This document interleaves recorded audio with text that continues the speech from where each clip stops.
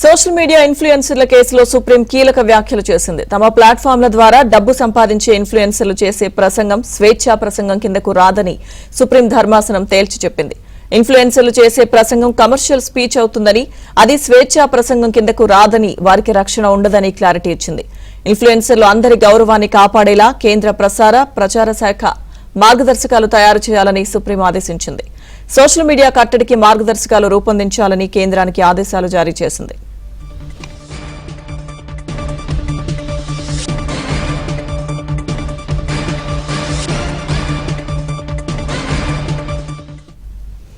వికలాంగులు, మహిళలు, చిన్నారులు, వృద్ధులను సోషల్ మీడియాలో అవమానించే వారిపై తగిన చర్యలు తీసుకోవాలని, ఎగతాళి చేసే విధంగా చేసే వ్యాఖ్యలను అరికట్టేందుకు సామాజిక మాధ్యమాలపై మార్గదర్శకాలు రూపొందించాలని కేంద్రానికి సుప్రీం సూచించింది.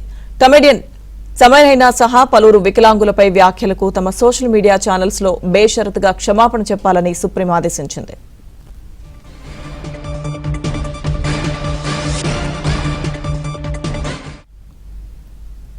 సుప్రీం ఆదేశాలకు సంబంధించిన పూర్తి అప్డేట్స్ మా ఢిల్లీ బ్యూరో చీఫ్ కృష్ణ అందిస్తారు.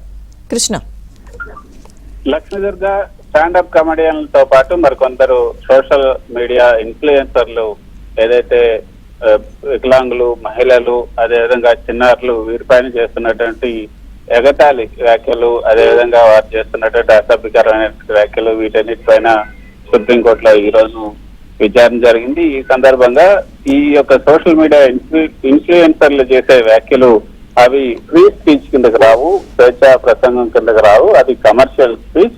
కాబట్టి వారిపైన తగిన చర్యలు తీసుకోవాల్సినటువంటి అవసరం ఉంది.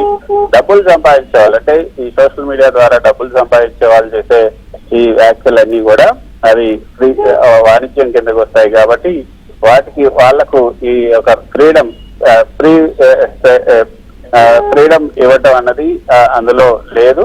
కాబట్టి వారికి ఎటువంటి ఫ్రీడమ్ ఉండదు, వారికి ఎటువంటి రక్షణ కూడా ఉండదు. అటువంటి వారిని కట్టడి చేయడానికి ఖచ్చితంగా ఐఎన్బి మినిస్ట్రీ, కేంద్ర సమాచార ప్రసార శాఖ మంత్రిత్వ శాఖ తగినన్ని చర్యలు తీసుకోవాల్సినటువంటి అవసరం ఉంది. ఇకపైన ఇటువంటి చర్యలు పునరావృతం కాకుండా కొన్ని మార్గదర్శకాలను అయితే కేంద్ర ప్రభుత్వం విడుదల చేయాల్సినటువంటి అవసరం ఉంది, వాటిని రూపొందించాల్సినటువంటి అవసరం ఉంది. అటు సోషల్ మీడియా ఇన్ఫ్లుయెన్సర్లు వారు చేసే వ్యాఖ్యల పట్ల కొంత శ్రద్ధ కలిగి ఉండాలి. వాళ్ళు ఏం చెప్తున్నారు, ఏం చేస్తున్నారు, వాటి ప్రభావం సమాజం పైన ఏ విధంగా ఉంటుంది అన్న ఒక స్పృహ కూడా ఉండాల్సినటువంటి అవసరం ఉంది. అటు కొంత సోషల్ మీడియా ఇన్ఫ్లుయెన్సర్ల పైన సుప్రీంకోర్టు చెప్పొచ్చు.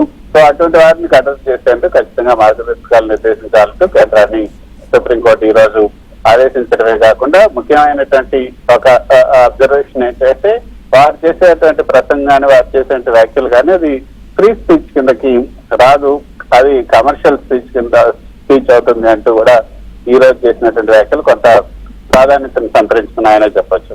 Lakshmi Durga. Okay Krishna, thank you.